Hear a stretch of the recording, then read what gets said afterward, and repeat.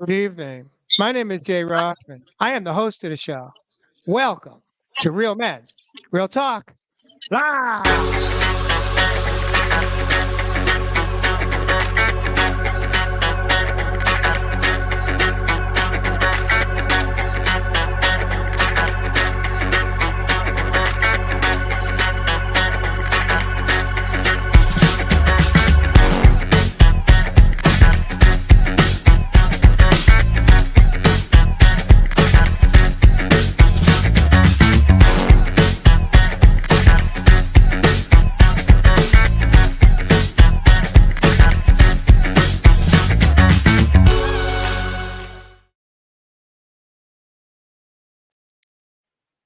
Welcome back, men, Real Men, Real Talk Live. Welcome back, Chris Morrison.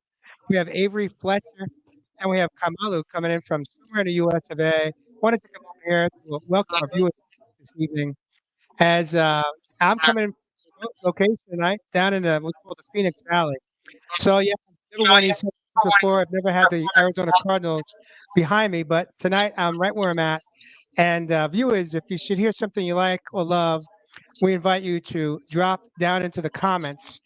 Uh, any questions you might have, or anything that's on your mind. I do want to take a moment here to Greg Battersby says, Jay, your sound is bad. Well, I'm going to have to do the best I can. Unfortunately, sometimes life hands us a deck of cards and we got to play with the cards or we step out. So I'm going to do the best I can with what I got. I've done a lot of sound checking for the last hour, and this is the best system I can come up with. But in any event, thank you for joining us this evening. Viewers, tonight's episode is 183. Coming off of 182, Chris Morrison joined us for that episode, and I tell you what, it was one of the best profound topics we've covered in 4 seasons. But this week, our topic is on all things feeling lonely, ain't no baloney. And I don't know what that means for any one of you guys. We're going to dive into that tonight and really look at how do we overcome those feelings of loneliness in our life as men and also as women. Um, but this topic was one that I threw out in our last production meeting because I know this is that there's been many times in my adulthood where I felt lonely, even though I was surrounded by people. And so I'm curious for each one of you to share with us, men, what is our definition of feeling lonely, and how is it then different than being alone? Ooh, Who wants to ooh, kick ooh, us off? ooh. So, Go ahead, Chris. I feel like you got something there. well, Yeah, and you're the man, top shelf. just that separation right there, man, of like the difference between feeling lonely and being alone. Man. Um, what I've been experiencing and focusing on is like that feeling lonely is coming from, for me, has been a place of codependency, where I've been chasing um, affection, chasing uh, other people's attention, love for most of my life. Right, it comes from uh, not having the affection that I needed from the father figure that was never there, and living out of that space. Right, constantly seeking, and that's for me lonely is the way that I describe it, the way the definition that comes to me is just um, seeking so that I don't have to feel a certain way. And where alone, I'm finding a lot of peace in alone. I'm finding a lot of peace in um, not in seclusion so much, but just in standing on my, just standing in my own space. And it's really, I've kind of made this commitment to myself that I am not willing to chase anymore. I'm not willing to seek. I'm not willing to do the things that are acting out of that feeling of lonely. It's really now, until I can feel comfortable with being alone with myself and not uh, acting out of that desire, that I'm willing to then move forward with relational aspects of my life. So yeah, it's just what struck me as we were saying, lonely versus alone. Mm-hmm. What do you make of Beautiful, that, brother. Avery? What did you hear in that? Yeah, no, I feel that deeply about what Chris is saying. Finding solitude and being alone. Uh, I think one journey that I've been on is being comfortable being alone, because I always felt there's something missing. There was some emptiness missing that caused me to be lonely, and I felt the only way to counter that was to never be alone. Um, I became very dependent on everyone else's uh, being attached to everybody else, whether that's platonic or romantic, especially romantic.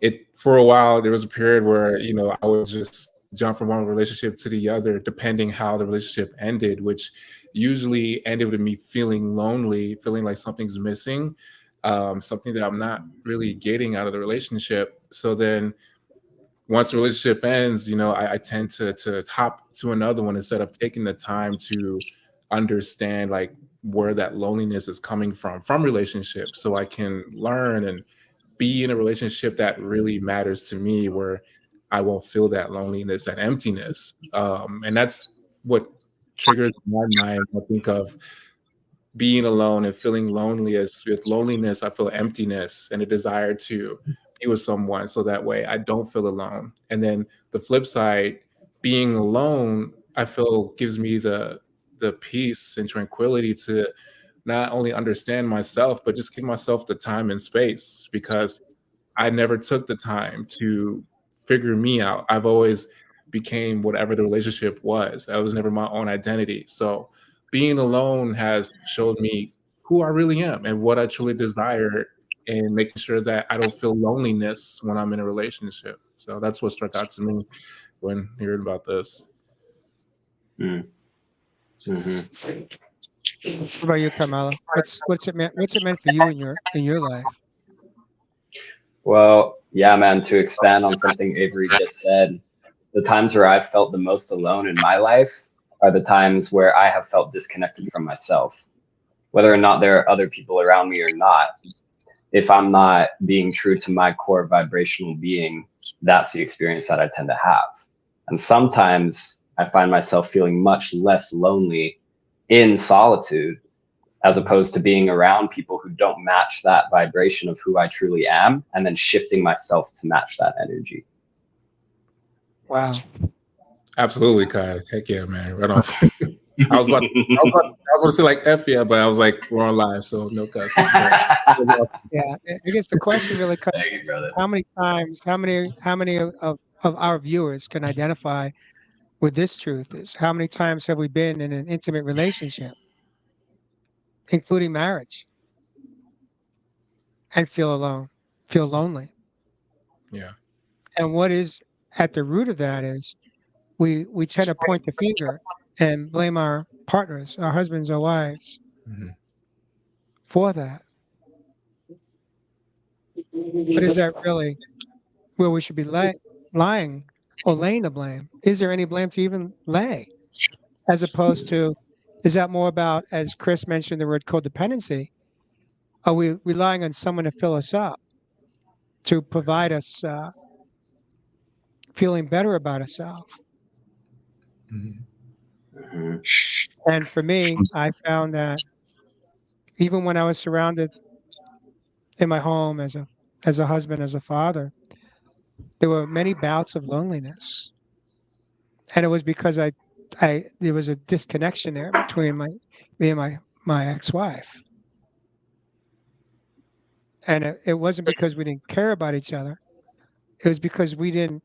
I can't speak for her. I will speak for myself. Is that I wasn't at peace with who I was, Mm. and it was interesting as I had a 2-hour drive to this location tonight. I was thinking a little bit about loneliness as a man. And what I have found in working with men and women in the land for the past many years now, so much of our loneliness doesn't stem from our adult relationships. They go back to how we felt as children. If we grew up in a home where we were the lost child or the middle child or the forgotten child, the youngest child, we didn't have a mom or a dad that were emotionally, mentally, spiritually, or physically available for us because they were busy just surviving. How often did we feel lonely as children? How often were we given? Today, it's the computer or the video games. But as a child growing up in the '60s, for me, it was a TV screen. So what I'm curious to ask you guys is, how often, when you have as an adult male felt lonely, have you been able to tap into to ask yourself, how old am I feeling emotionally right now? How often, if you're able to really go back, is it you not as the adult male, but the child within you that's feeling disconnected, that's not feeling seen, heard, understood, or loved? So why I'm asking you this question is, have any one of you men willing to raise your hand and say, yeah, I was there or I've been there? Mhm. All four of us. Yeah. And the reason I bring this up and let's just get this show going tonight is because much of the time when we are feeling lonely at any chronological age that we are, it's not us as the adult. It's our experience in our adulthood that's validating one of our core wounds around loneliness. It's the child within. One more time, that's showing up, that's sad, that doesn't feel loved, that's living in core wounds around I'm not good enough, I'm not worthy, I don't matter, I'm not a priority. So here's a question, gentlemen. How do we heal that for that little boy or girl, for our female viewers? How do we heal that so that we can be alone and not feel lonely? Or we could be in an adult intimate relationship and not feel lonely? How do we crush that relationship? Anybody want to take a stab at that? Sure, man. I'm happy to. Kaimalu, I think would it you? all comes, yeah, I think it all comes down to examining our belief structure, what it is we believe, and then asking the question, why? Why would I believe that to be true? If it feels heavy in some way, shape, or form, you already know it's not serving you. So asking those questions, being able to go back and look into the belief structure of, okay, what would I need to believe is true about this situation in order to feel this way? And usually in asking that question, it does lead back to childhood, you know, in a sense of belonging. With parents, you wanted to be accepted because if mom and dad doesn't approve of me in a 3-4-year-old child's mind, I can't provide for myself. I'm helpless. So I'm gonna try to mitigate that by fitting into what they want from me. Same in the classroom. That becomes our world, the school space. That's like all we know as little kids. And so then we try to fit in with other people's belief systems there too. And it's a survival mechanism ultimately, I think. But as adults, we realize that these beliefs don't serve us to carry anymore. So in actually asking that question for me, what would I need to believe is true about this situation for me to be having this feeling? Usually it goes back to something in childhood, like something the teacher said or something my parents said, that I've held on to. But as an adult, I realized that I don't have to believe these things are true anymore in order to survive because I can take care of myself. And once you find those beliefs that no longer serve you and actually generally seem irrational, I found it's pretty easy to let that go once you actually realize that the belief is illogical. Would you say that the belief is a lie? Is that what you Illogical. said? Illogical. Oh, illogical. Is a lie. Is a lie as well. Is not true Right. with who you really are. Right. Yeah.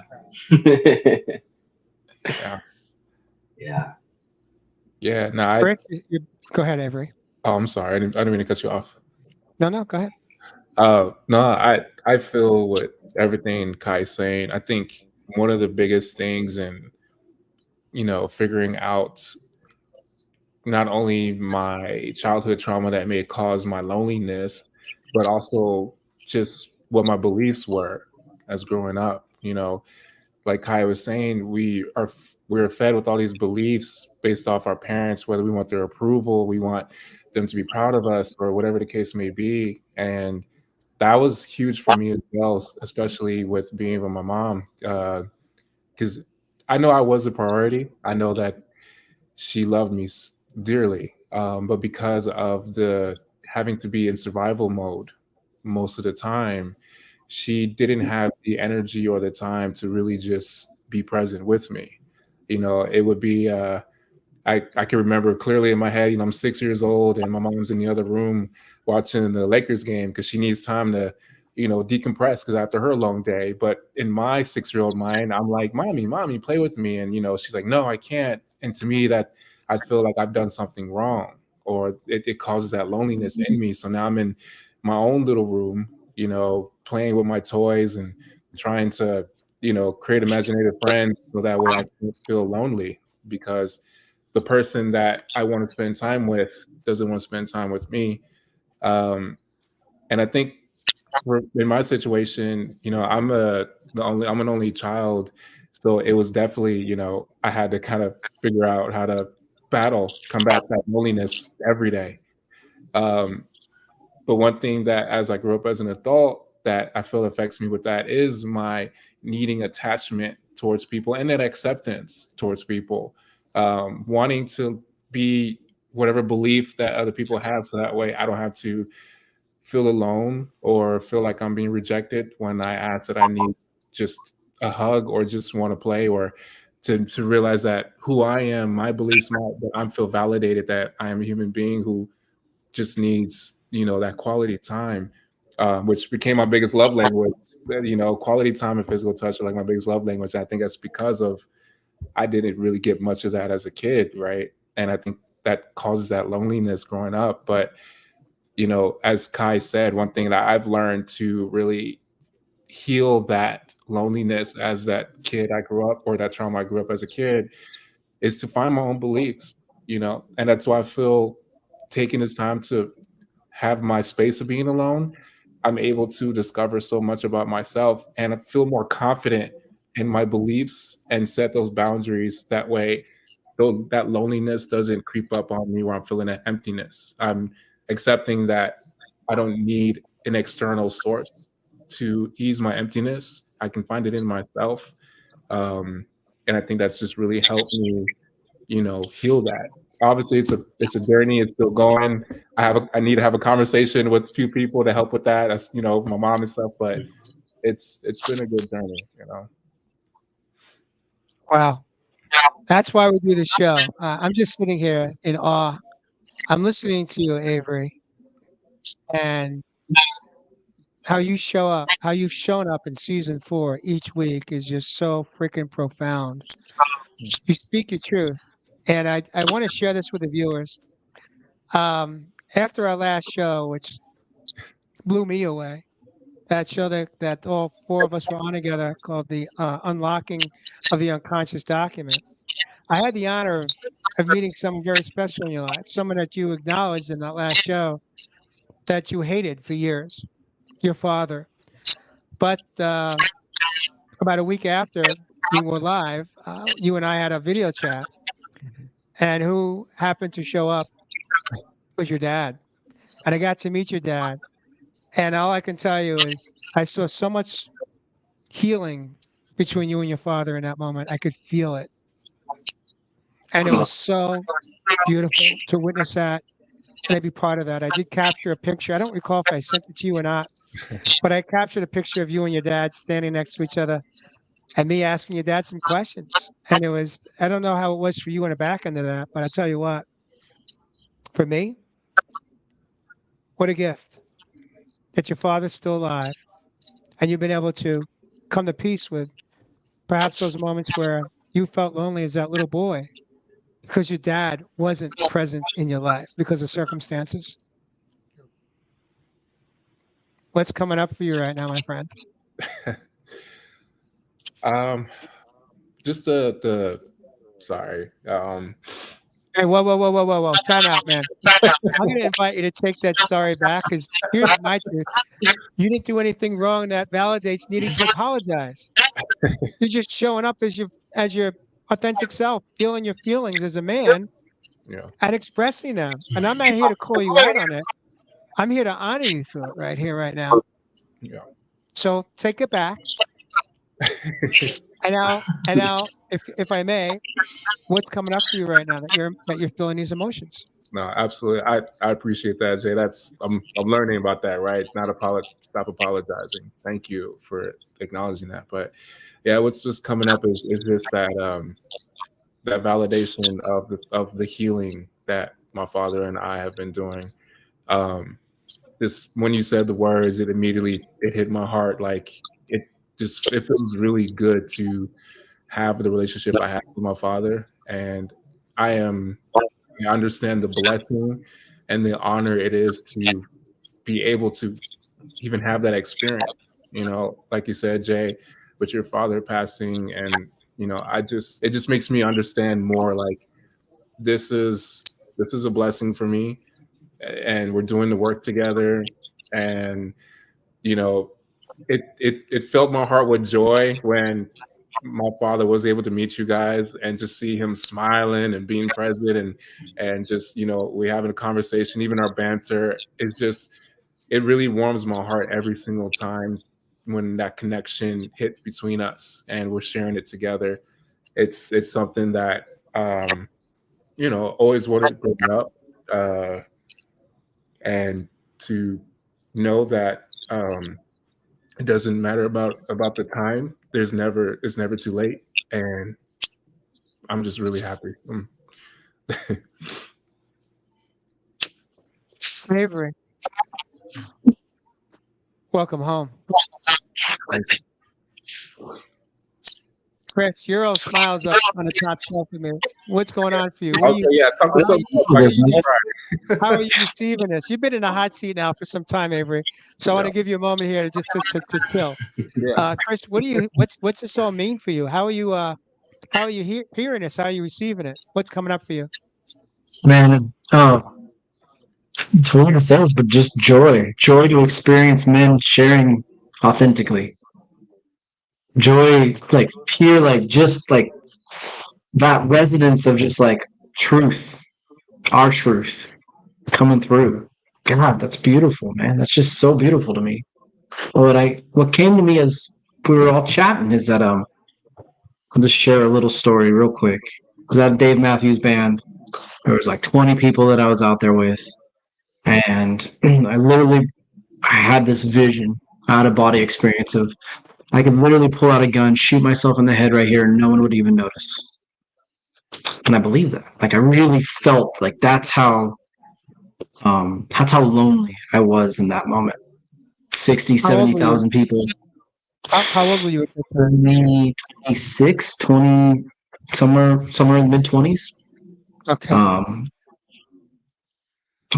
as I'm listening to everybody share about their feelings and their thoughts, um, that's what it was, man. I'm sitting there with a bunch of people and I'm going through it, right? But I don't feel safe. I didn't feel safe that I could share with where I was really at in that moment, with what was going on in my life. And it caused disconnection. Here I am with people that are supposed to be my friends. Here are people that, um, you know, are supposed to care for me, and I don't feel safe to share where I'm at. And like that societal aspect of like, can't show your feelings, right? Can't cry because that's weak. And then you can't be angry because that's now you're just a terrible human being, and you can't talk about your feelings. So what do? You just don't talk about where you're actually at. You just don't speak. You just don't share. You just don't connect. And there's so much of my life where I just didn't talk about what was going on, where I was at, how I was feeling.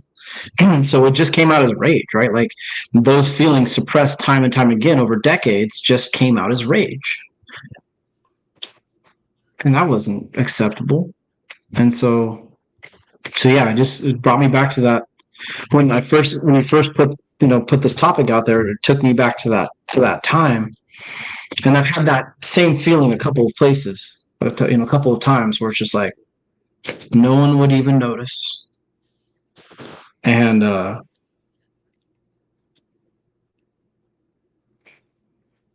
it's amazing to be in a place like what I'm smiling about is the joy of the fact that I know I never am going to be in that place again. I know I have all faith that I will never be in that place again, where I am so disconnected because I'm afraid to speak my truth. Because I got people like you guys, and I'm creating that, and everywhere I go, I'm creating that connection with other men. That every chance I get is to have meaningful, deep conversations and break that norm of like, oh, we don't talk about that. So that's what that smile is. That's what that because this is my purpose. This is creating safe space for men to feel heard as their authentic selves. Beautiful. I love it, Chris. Thanks for sharing your truth there, Chris. That's beautiful. I want to ask this question to each one of you. I'm going to put each one of you on a hot seat. In those moments when you have felt lonely, how often did you consider or did you step in to pay to not feel lonely? To pay for sex, let's say, for example, or to pay for a massage just to be physically touched as a man because you're not receiving the touch that you need in your home. I mean, I'll jump in on that, Jay. I mean, I've done it all, man. I've paid for sex. I've paid for the booth at the club, right? I've done it like, I've thrown money every possible way so that I to hold other people's attention, right? I had that same feeling sitting there. There's a bunch of people that I've paid for this VIP booth because I had the money at the time, and that's how I felt like I could hold people's affection, whatever it was, right? And God, I hadn't thought about that time in a while, but yeah, just throwing money down wherever I could so that because yeah, same thing, same feeling, same place. It comes out in so many different ways. I remember being in corporate America. I think I was 31 years old. I was at a trade show in Las Vegas.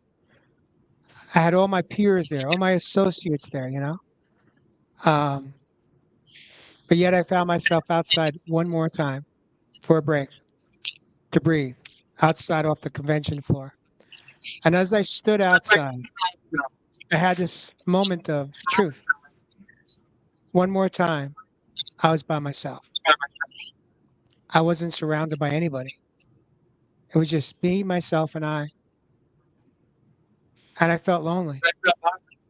And I glanced across maybe 15 feet and I saw 3 men and a woman professionally dressed like I was, laughing, engaged in a conversation in a circle. And my ego stepped in. And my ego said, observe them, Jay. What do they all have in common? And you know what that was? Besides laughing?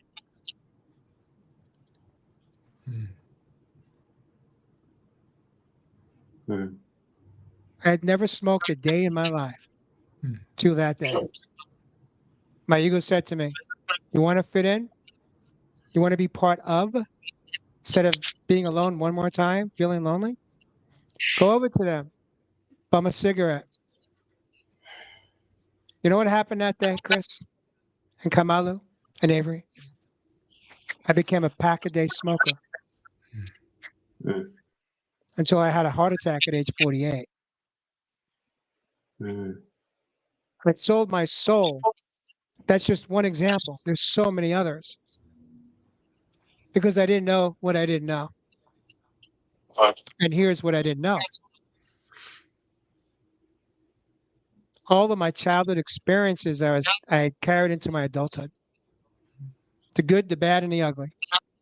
And each one of them I was carrying on a subconscious level. I had success, but I was slowly dying. I was lonely.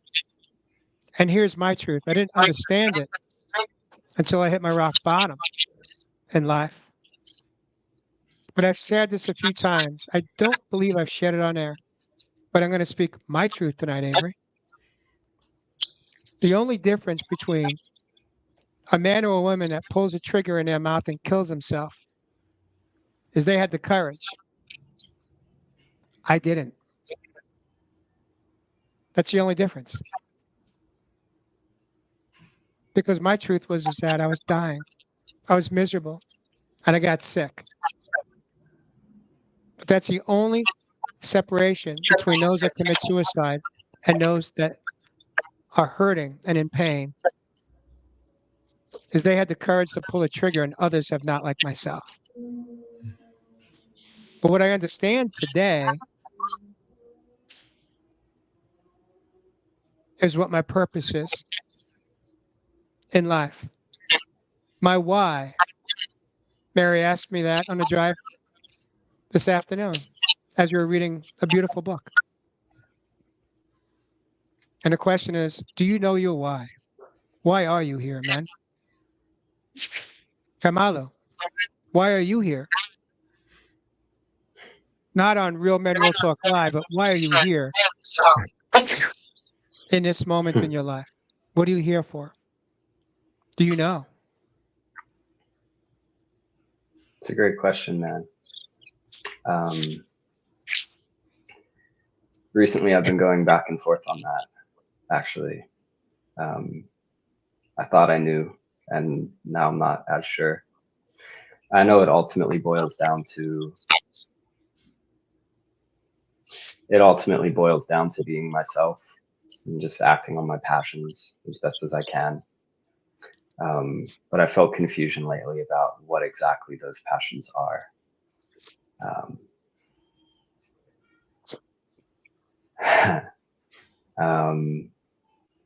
Yeah, like I said, I'm pursuing music right now. I'm here. This has been something that my dad got me started in when I was young, and I do still think music is a big part of who I am. And I'm also finding myself in a space currently where I'm just not feeling as excited or passionate as I imagined I would be. So yeah, I've currently just opened up my mind and my heart to other avenues of self-expression. That's ultimately what I think I'm here for, is to express who I truly am to the best of my abilities, whatever form that takes. But yeah, I'm exploring the ways in which I can do that right now. Thank you for being brutally honest with that. I'll tell you something, Kaimalu. I'm going to let you in on a little secret. Yeah. Yeah. I like that man I met in Sedona. I'm talking about you. You showed up in my home as authentic as any human being can be. Yes, you have desires, you have hopes, you have dreams, you have wishes, but you haven't been afraid to pursue them. This life is a journey. You've heard me say this before. We're either living to die or we're dying to live. That is a choice. Yeah. I want to invite you to never abandon whatever it is that in a moment you feel. Mm. Honor those feelings. Hold them, comfort them.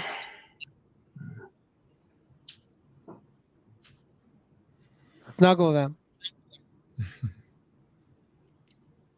I invite you not to run from them because they're going to catch up with you like they did for me.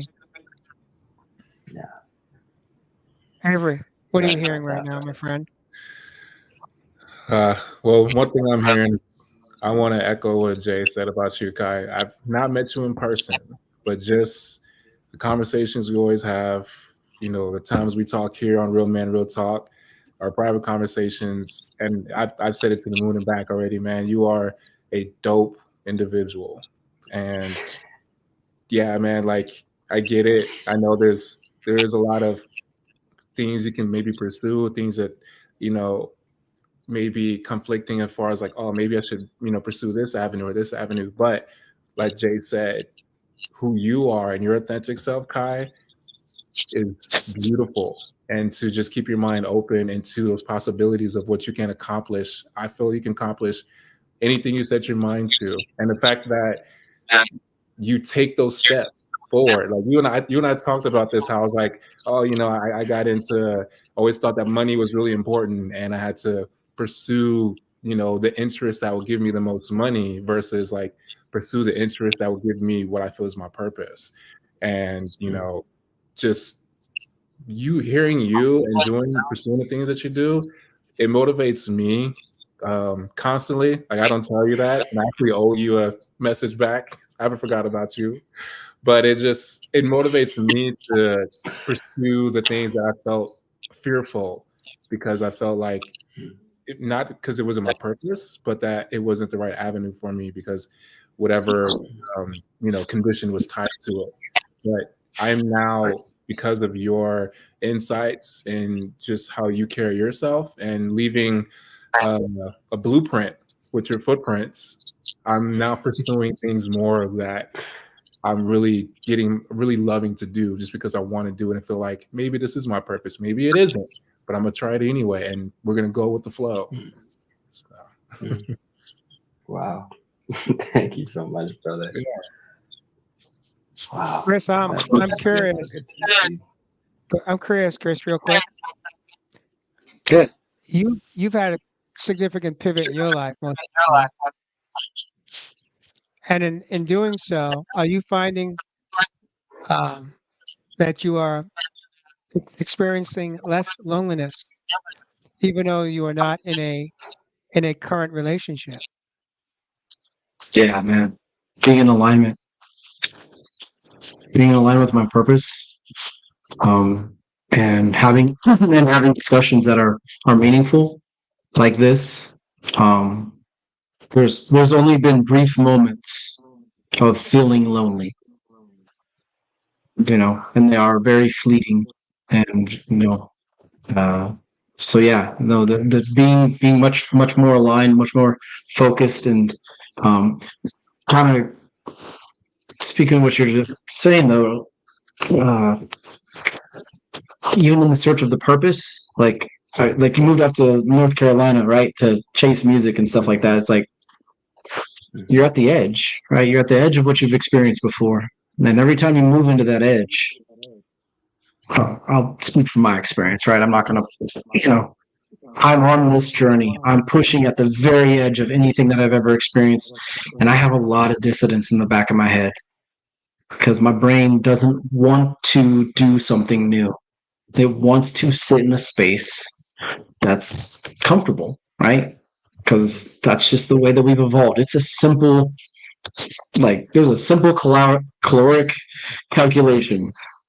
And so every time that I'm leaning into that edge, my brain is going, I don't know about that. And that's, that's that dissidence for me. Um, trying to get me back to just doing the same thing that I've always done because it knows that it's safe and knows that it doesn't have to burn up a lot, burn up a lot of stuff. And so, um, I think that for me, um, when I'm feeling out of alignment in those moments, just the chatter, it really shines through that I'm actually on the right path.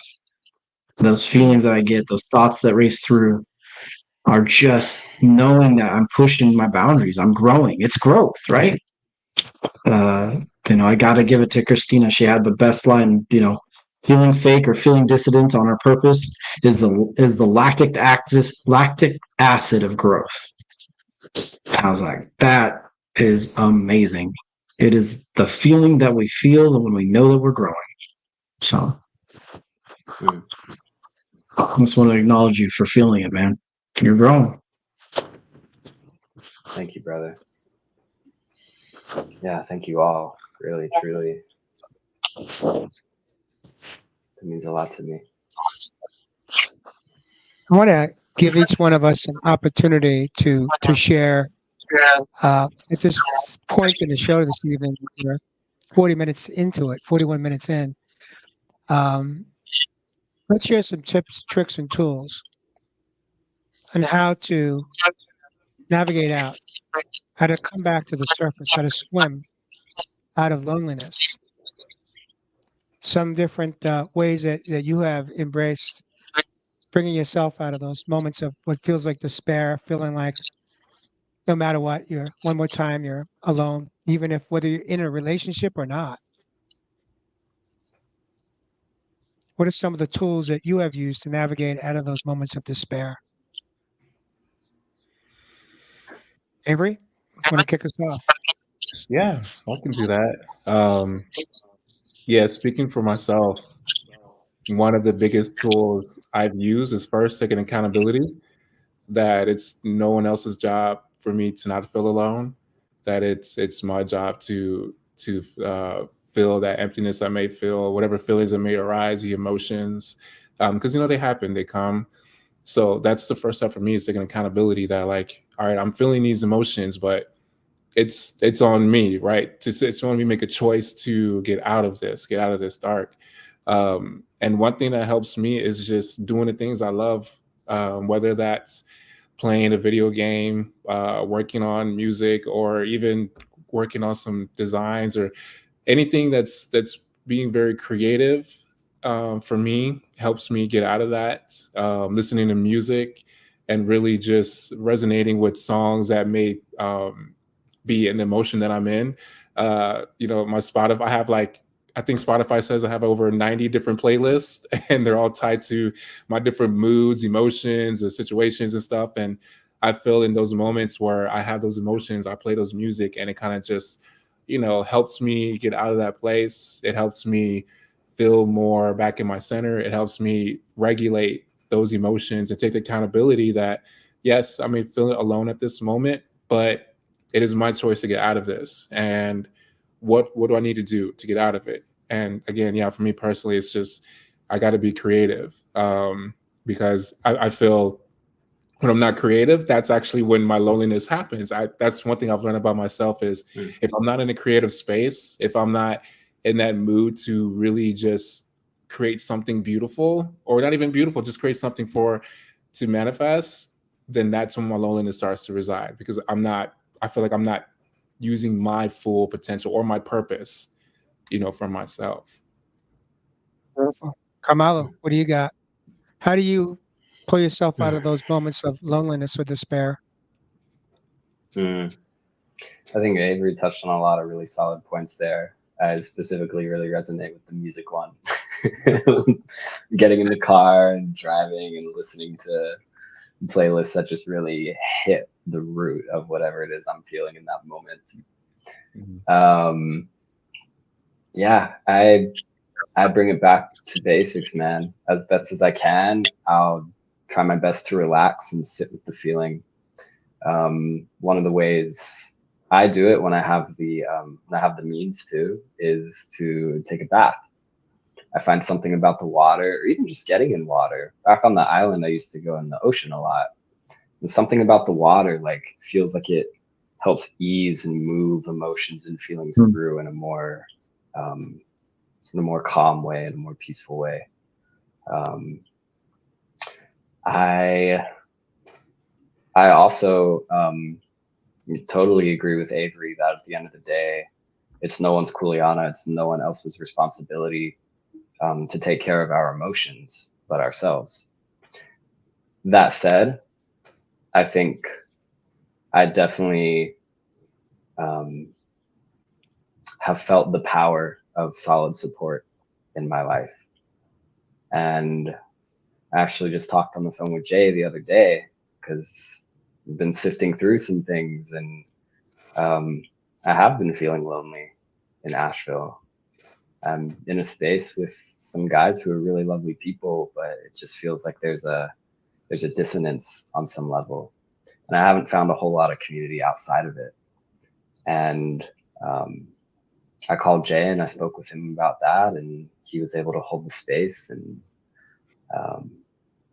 really, really listen to what I had to say and reflect back to me what I needed to hear in that moment. So if you have the support, if you have people in your life that you can truly count on, I highly recommend reaching out when you need to. Beautiful. Yep. That's what it's about. It's about being here when, not just to socialize and celebrate, but to be here when one of us may be hurting. One of us, it takes courage to ask for a conversation. It doesn't take courage to say, hey, let's go out and party. Let's go out and have fun. But it takes courage to say, I'm kind of hurting today. Are you available? Yeah. And I want to use that as an example for all of our viewers. When we're feeling sad, when we're feeling lonely, when we're feeling not seen or heard, we show up. Chris, I want to invite you to share with us some tips, tricks, and tools on how you find your way out of those moments of loneliness or despair.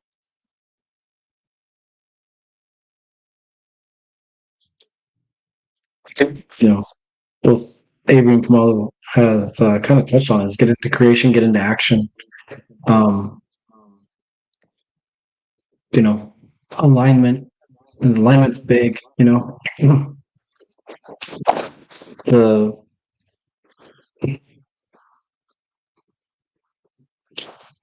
and then just accepting, like, there's a couple aspects of it, of like, the more I've got out of seeking, the more I've got out of chasing relationships and creating myself and creating space to attract into my life the right people, be it friends, be it some type of romantic thing down the road. Like, as soon as I've really, like, put that, like, really literally wrote that down, is that I'm no longer seeking a relationship. I am no longer seeking validation from others. I am creating the best version of myself and creating space to invite people into my life, to invite that relationship into my life. It has drastically changed how I, the amount of times that comes up. And then when when those feelings do come up, they're feelings. You feel them, and it's okay. And if they stick around for too long, you let somebody know and you talk about it. And you have, and now I have a beautiful, community of people where I can just, hey, I'm feeling a certain way. Has anybody got time to chat? Just want to, sit down. I think that Simon Sinek has a really, really good quick talk about, like, I don't need to be pulled out of the mud. I really just need somebody to come and sit down with me and just let me know that it's muddy, it's dirty, and it's going to be okay. It's going to be okay. It's gonna pass. This the term that came up, is this too shall pass. And when you're sitting there with a buddy, and it's like, it's gonna be okay, man. We don't gotta fix it. Man, every time we try to fix it, just let it I think flow. one of the greatest challenges we have is knowing when to ask for a hand. Yeah, Knowing when 100%. because we've been that's a sign of weakness. Yep, absolutely. That is my key difficulty right now. Same. So how are you busting through it, Chris?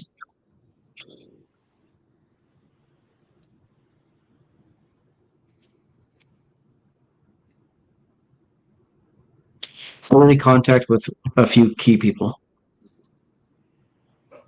Like, a few people know enough because I'm in contact so often that tension in my voice, tremor, and how I'm interacting, I don't have to ask because they just know me so well at this point in time. And they give me space, like, hey, what's going on? Right. And so I still have a lot of room to grow into that ask. Truly just like, hey, like, you guys don't know what's going on. I'm feeling away. I need your help. That is definitely work. Um, that is my work. That is a big portion of my work, is being able to make that ask. But I've been able to remedy that issue by, remedy the issue of not feeling heard, not having places to go to have those conversations, by having those daily conversations. So a little bit different, right? Not quite a fix for it, but it's I don't know if there's a fix for it, but What I heard you saying in the conversation, Chris Morrison, is that instead of leaning into feeling lonely, you connect with a few people that you trust, that understand you today, that you feel safe with. And in those moments, it helps dissolve the loneliness. That's a beautiful way to do it. I also heard um, between Kaimalu and Avery, it's music is a way that they are able to connect. I will share with you, for me, it's getting out of my head and getting into my heart. It's getting out of my house and getting into nature. When I'm in nature, magical things happen. I smell, I see, I hear, I connect with the land, with critters, with animals, and with people. Of course, much of the time there is music on, music that soothes me at I call the soul level. But in those moments, it could be a smile, it could be a greeting, it could be connecting through the eyes. Sometimes it's with a stranger. That happened the other evening. I was Mother's Day. I wasn't alone that day. I was engaged in a private dining experience. I was a server. But I looked into the eyes of this one woman. We locked eyes. And all I said to her was this: can you feel me through my eyes? And the only way she could answer me was her eyes swelled with tears. And what she said to me was, yes, I feel you. I have no idea what that woman's got going on in her life right now. But in that moment, I connected soul to soul with her. I saw her. I understood her. at the depths of wherever she was at. I met her there without any attachment to outcomes, without any expectations, just being present for her.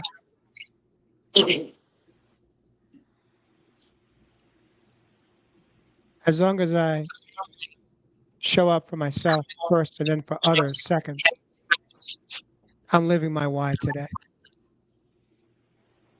It's all about the soul connection. It's all about connecting heart to heart. And when we connect heart to heart, loneliness dissolves. It no longer exists. That becomes a choice for all of us.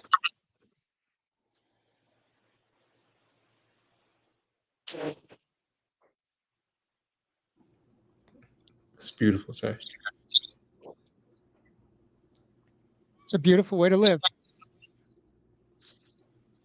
It's a beautiful way to love.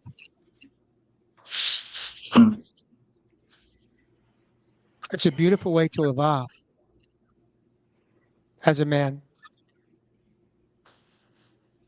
How many times are you in a conversation where you pay attention? Everyone's looking everywhere else except in your eyes. They don't feel safe because they're carrying their wounds going all the way back. But as men, when we can create that safe place, that safe environment for another friend, for a stranger, as what happened to me just on Sunday night, Mother's Day, our life will be changed forever. We will never feel lonely.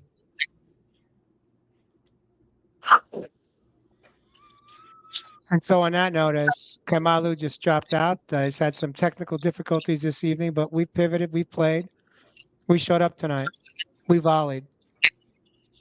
And I want you men to know how proud I am of you. As I continue to witness your growth, your evolution through your own internal revolution as real men. Closing words, Avery, before we put a pretty bow and call it a show? Yeah, I think it's one thing that I wanted to say to you, Jay. You know, for the longest, I always avoid eye contact with people for that reason. It's not because I was scared to connect with people. It was more I was scared to let people in. And one thing that this show has done for me, and because of the space if you created for us, Jay, and my dad will say the same thing, I've opened up and talked probably more than I probably had my whole life. I've shared things. Haven't held anything back since just the progression of being on the show with you guys. And I just want to thank all you men, for creating that space, for not just for me, but for all of us. But because of this space, I've been opening up so much more and not being afraid to share myself and create that eye contact, create that connection. So thank you. It's truly been an honor to have you in the studio with us for Avery. And the greatest gift that we get to witness is watching you heal, watching you grow, watching the relationships that you value in your life is important in your life. Have some healing taking place as well. That's the why for the show.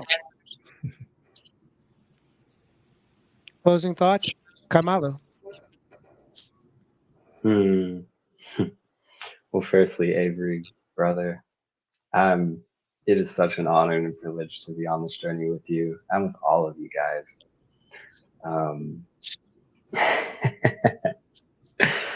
Closing thoughts. Don't think about it, man. Just feel it. closing feels. There you go. I just feel there's something I've been learning recently, which is these sorts of connections, like the one I have with Avery, the one I have with Jay and with Chris. I mean, 2 out of the 3 of you I've never met before, but but I feel you at a layer that's deeper than that, and that just I know that that's always accessible to me, anytime, anywhere. And when I'm able to tune into that, I never really feel lonely. So thank you guys for seeing me and for being in my life in this way and for being part of my evolution and sharing in that process together. It really is a blessing. Absolutely.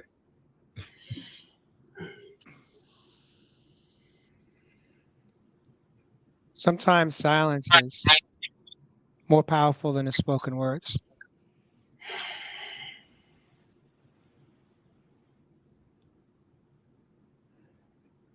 Chris Morrison, you're up, man. What do you got? Closing thoughts, closing words. Came up for me on this was that saying that comes out of recovery: one addict sharing with another is unparalleled, and it in this space, it's one man authentically sharing with another man is unparalleled. Looking into each other's faces and sharing from soul, like it's a very unparalleled experience. And so thank you for sharing that space with me. Thank you for holding that space with me. Thank you for seeing my soul and connecting with it. Chris Morrison, welcome home to Real Men. Talk Live. Feels pretty damn good, doesn't it? Absolutely, brother. Viewers, I hope you got something out of tonight's episode 183. Feeling lonely ain't no baloney. It's a real feeling. Hopefully you picked up something tonight that can change your relationship with those moments where you feel like you're lonely, you feel like you're suffering. We appreciate you. Without you, we'd just be 4 men sitting around having a fireside chat. But with you here with us, it gives us one more reason to show up. If you heard something you like to love, please share it with your friends and family. Share it off YouTube, share it on as well, share it on Facebook, on social media. And with that, I want to thank each one of you men for having the courage to show up tonight. It's been a beautiful show. I'm honored to call you my brothers tonight. And with that, I love you, men. Make it an amazing evening no matter what you got going on. Thank you for joining us tonight on Real Men, Real Talk, live. Live.